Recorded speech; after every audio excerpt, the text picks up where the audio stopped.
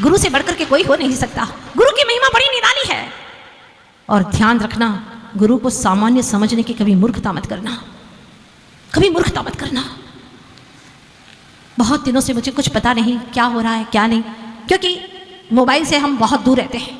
कहाँ क्या हो रहा है इससे मुझे कोई मतलब नहीं। और बहनें भी समझती, आरिका समझती कि माता जी को बताएंगे तो माता जी को बहुत विकल्प होता है, और विकल्प होता है वो रात रात सो नहीं पाती, उनका स्वास्थ्य खराब होता है, बीपी हाई हो जाता है, इसलिए हमें उन्हें कुछ नहीं बताना। महीनों से उन्होंने मुझे कुछ नहीं बताया कि बाहर में क्या हो रहा है क्या नहीं। लेकिन विगत 3 दिनों की जो चर्चा मैंने सुनी, कहते हैं ना कि खून खोल उठता है। खून खोलना तो उस देह पुद्गल का काम है, लेकिन मेरी आत्मा के असंख्य प्रदेशों में इतनी पीड़ा कि मैं रात भर सो नहीं पाई। ये क्या हो रहा है, क्यों हो रहा है? क्या आज असंयमी को हमें ये बताना पड़ेगा कि गुरु हमें क्या दे दे करके गए हैं, उन्हें बताना पड़ेगा, उन्हें सफाई देने पड़ेगी? नहीं, मैं सफाई देने के लिए नहीं बैठी हूं। मैं तो सिर्फ इतना पूछना चाहती हूं कि सूरज ने हमें क्या दिया, धरती ने हमें क्या दिया, क्या दिया हमें प्रकृति ने? इससे अनंत गुना हमें हमारे भीतरागी गुरुओं ने दिया है। ध्यान रखना, इस धरती पर जितने भी हमारे दिगंबर गुरु हैं, संत हैं, अगर उनके बारे में कोई भी गलत बोलता है, हमारे भीतर में पीड़ा होती है और हम उसका मुंह चुप करा देते हैं। इतनी मजाल कि तुम हमारे दिगंबर साधुओं के लिए बोलते हो। अगर कोई जैन नहीं है, अजैन है और बोलता है, हम सब एकजुट होकर के उसका मुंह बंद करा देते हैं, और वो जब तक माफी नहीं मांगता है हम छोड़ते नहीं हैं। तो फिर प्रश्न ये खड़ा होता है कि जो मंच पर खड़े होकर के ऐसे परम वीतरागी गुरु के बारे में प्रश्न करे कि उनने क्या दिया, क्या किया उन्होंने हमारे लिए, हमसे पूछो, हम देंगे जवाब। मैं दूंगी इसका जवाब कि मेरे गुरुदेव ने क्या दिया। मेरे नहीं, जगत के गुरु, जैनों के ही नहीं, जन जन के गुरु, उनने क्या नहीं दिया। मैं प्रश्न ये पूछना चाहती हूं। उन्होंने हमें वो सब कुछ दिया जो संसार से मुक्ति पाने के लिए हमें चाहिए, वो सब कुछ उन्होंने दिया। उन्होंने कभी भेदभाव नहीं किया, क्या जैन क्या अजैन, कभी भेद नहीं किया। उन्होंने बाहर में भेदभाव नहीं किया और भीतर में भेद ज्ञान से अपने आप को सदैव मनस्थिति को संतुलन बना करके रखा। और आचार्य भगवान गुरुवर श्री विद्यासागर जी महाराज को कौन नहीं पहचानता? बच्चा बच्चा आचार्य गुरुवर विद्यासागर जी के नाम से जानता है। जब पूछते हैं आचार्य गुरुवर विद्यासागर जी महाराज कहाँ है, वो तस्वीर की ओर इशारा करता है। बच्चा बच्चा पहचानता, आबाल वृद्ध जिन्हें जानते हैं। ऐसे महान गुरु के लिए कोई पूछे, कौन असंयमी पूछ रहा है, जो ये कहता है कि मेरे जीवन के वर्ष ज्यादा नहीं बचे। ऐसा व्यक्ति पूछ रहा है कि क्या दिया आचार्य जी ने। ये अधिकार उसे किसने दिया पूछने का? क्या हमारे जैन धर्म के मंच पर ऐसे सवाल पूछे जाते हैं, ऐसी बातें होती हैं? और ऐसे गुरु के लिए मैं आपसे कहना चाह रही थी कि हमारे कोई भी गुरु हो जैन समाज के, हम हर किसी के लिए अगर कोई गलत बोले तो लड़ पड़ते हैं। तो फिर क्या हमारे गुरुवर जगत गुरु विद्यासागर जी महाराज, आचार्य वरिष्ठ समय सागर जी महाराज और भी अगर संतों के लिए कुछ बोले तो हम चुप रहेंगे?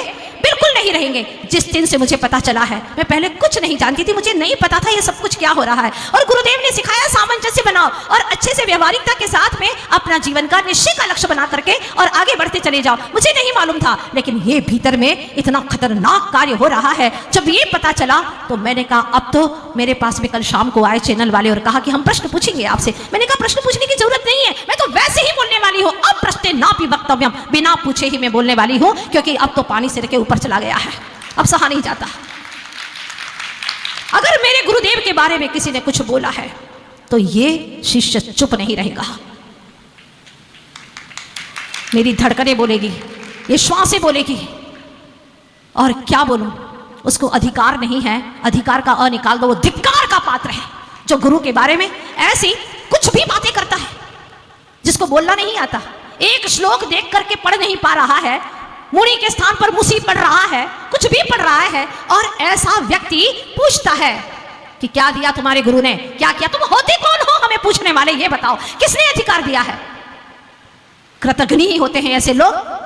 जब उसने ये बात कही कि आचार्य जी मेरे पास में 5 बार, मेरे यहाँ 5 बार आए, इससे बड़ा सबूत और क्या चाहिए तुम्हें? क्या चाहिए कि एक अपात्र को पात्र बनाने के लिए उनकी करुणा तो देखो, उनकी दया तो देखो कि इस जीव का भी उद्धार हो जाए। तुम उन्हें गुरु नहीं मानते, फिर भी वो तुम्हारे यहाँ 5 बार है। अरे गिरे को उठाने के लिए आए और कहता है कि गुरु के धक्के खा रहे हो। गुरु तो वे हैं जो धक्के खा खा करके गिर चुके गड्ढे में उनको भी अपने बाहों से उठाते हैं और उठाते हुए उन्हें मोक्ष मंजिल तक पहुंचाते हैं। ये तो वो गुरु है। इनके बारे में आज आप सबसे कहती हूँ, जिन संस्कृति की सौगंध है तुम्हें। दिल्ली वालों, तुमने अभी तक कुछ किया नहीं किया मुझे नहीं मालूम, क्योंकि मोबाइल में क्या आता है मैं नहीं जानती, लेकिन अब जाग जाओ। अगर इस तरह से हमारे गुरुओं के ऊपर आक्षेप किए जाएंगे तो हमारा धर्म बचने वाला नहीं है। और एक बात कहना चाहती हूं, कोई और गैर व्यक्ति करे तो फिर भी सहा जा सकता है, लेकिन उसी पेड़ की लकड़ी से हत्था बना करके उसी पेड़ को काटा जाए तो बर्दाश्त नहीं किया जाएगा। ध्यान रखना, वही गुरु जिनने अनंत उपकार किए हैं हमारे ऊपर, और ऐसे गुरु के बारे में अपशब्द कहते शर्म नहीं आती। अरे जुबान क्यों नहीं कांपती? धरती फटे और उसमें धंस जाए।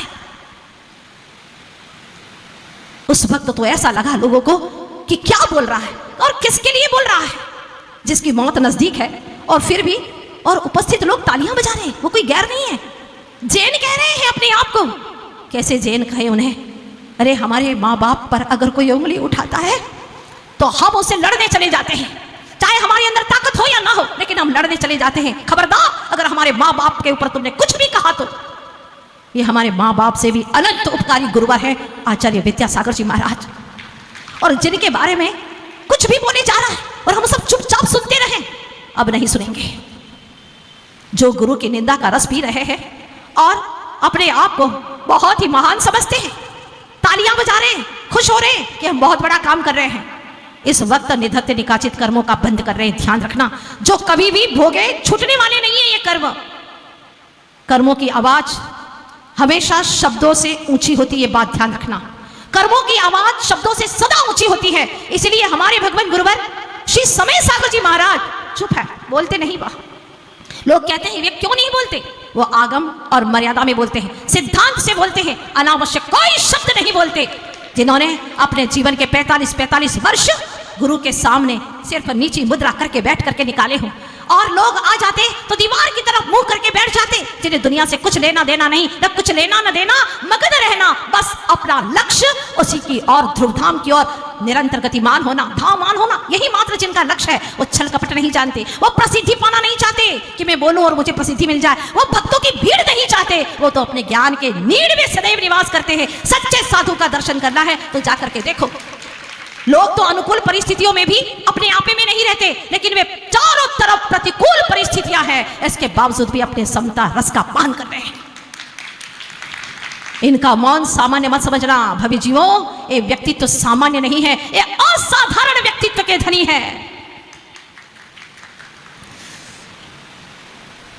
इनका जीवन ऐसा है जैसे कि कोई पर्वत खड़ा हो, तो ये मत सोचना कि पर्वत ही खड़ा है। जितना ऊंचा पर्वत होगा उतनी ही नीचे गहरी नदियां होगी। जितना इनका यश, जिनका इनका व्यवहार सहज है, सरल है, उतने ही वो अपने भीतर की गहरी अध्यात्म में डुबकी लगाते हैं, जिन्हें दुनिया से कोई लेना देना नहीं। हमारा सौभाग्य है जो हमें आचार्य समय सागर जी भगवान जैसे गुरु मिल गए। मैं इन्हें लगभग 41 वर्षों से दर्शन कर रही हूं, और हमेशा मेरा मन कहता है सच्चा साधुत्व, वाह, चलते हैं तो ऐसा लगता है सहज चलना हो रहा है, जैसे अभी गगन गमन कर जाएंगे।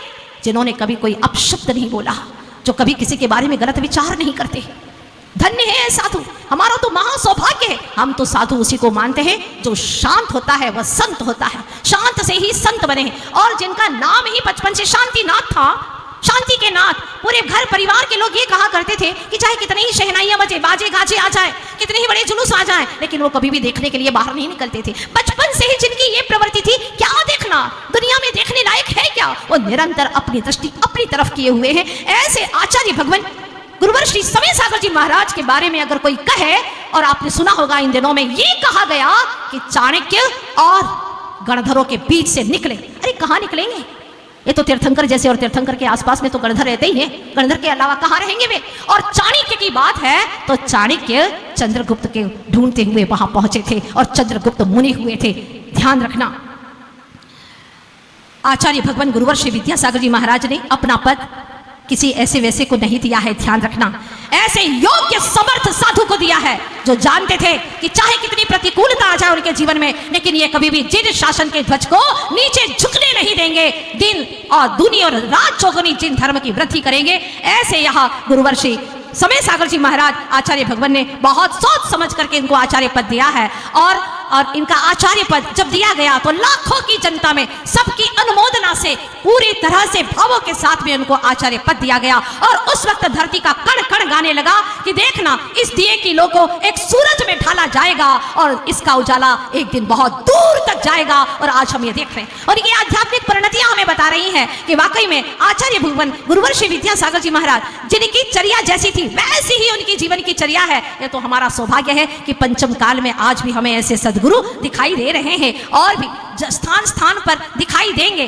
पर गुणभद्र स्वामी कहते हैं खद्योत्वत सुदेष्टारो हाद्योतंते क्वचित क्वचित, जिनकी गुरु के प्रति इतनी लघुता, इतनी विनम्रता, इतना समर्पण भाव, हमेशा हाथ जोड़ करके बैठे रहते, नीचे मुंह करके बैठे रहते, गुरु के सामने कभी बोले नहीं।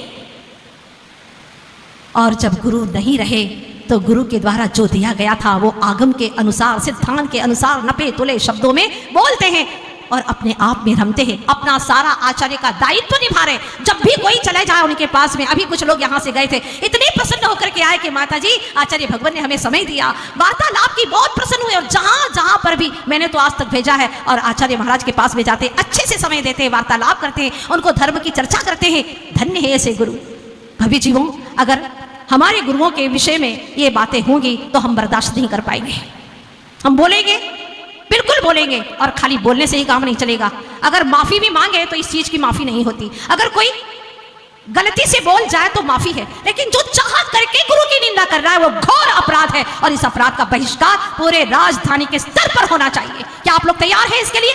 हाथ खड़े करके मुझे बताइए। देखो आज पूरी समाज कह रही है, इस समूची दिल्ली की समाज और पूरे दिल्ली के अंदर आज हवाओं की भांति आवाज मेरी पहुंचा दो, बता दो उन्हें कि हम देव शास्त्र और गुरु के सच्चे भक्त हैं, ना सुना है ना कभी सुनेंगे।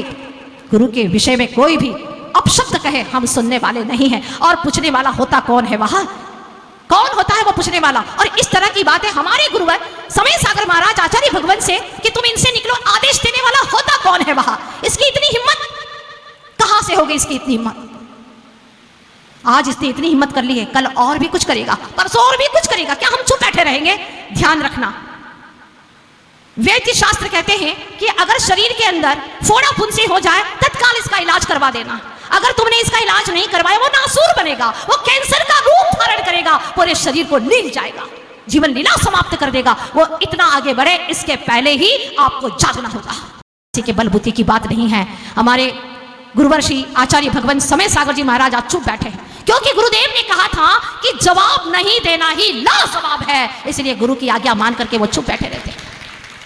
और जो गुरु की आज्ञा मानता है वही गुरु होने का अधिकारी होता है। जो गुरु की आज्ञा नहीं मानता वो गुरु होने का कतई अधिकारी नहीं हो सकता। ये बात मैं आप लोगों से कह रही हूँ, आप लोगों को बिल्कुल अच्छे से समझ में आ रही होगी कि एक व्यक्ति उठ करके कुछ भी गुरुओं के बारे में बोल जाए और लोग ताली बजाते रहे, हंस रहे हैं, उसको तो उसी वक्त वहां से भगा देना चाहिए था। कैसे लोग सुनते रहे? क्या दिल्ली वाले वहां होते तो सुनते? बोलो, एक आवाज में बोलो। नहीं तो जगा दो ऐसी तुम्हारी चेतना को और पूरे दिल्ली को, और कुछ ऐसा करके बताए कि जीवन में कभी भी कोई ऐसा कुकृत्य न करे। हम सच्चे जैनी हैं और हमारे जैनत्व की यही पहचान है। आज आप लोगों ने जो भावना यहां पर रखी है, ये भावना हवाओं की भांति पूरे देश में फैलेगी, क्योंकि ये दिल्ली राजधानी है और यहाँ की बात बहुत जल्दी पहुंचती है, पहुंचना चाहिए। और कुछ ऐसा करो कि अब आगे भविष्य में कोई भी ऐसा कुकृत्य न करे। आज हमारे गुरुवर लगता है अकाल में चले गए। शिष्यों का मन कहता है, हमारी चेतना कहती है, काश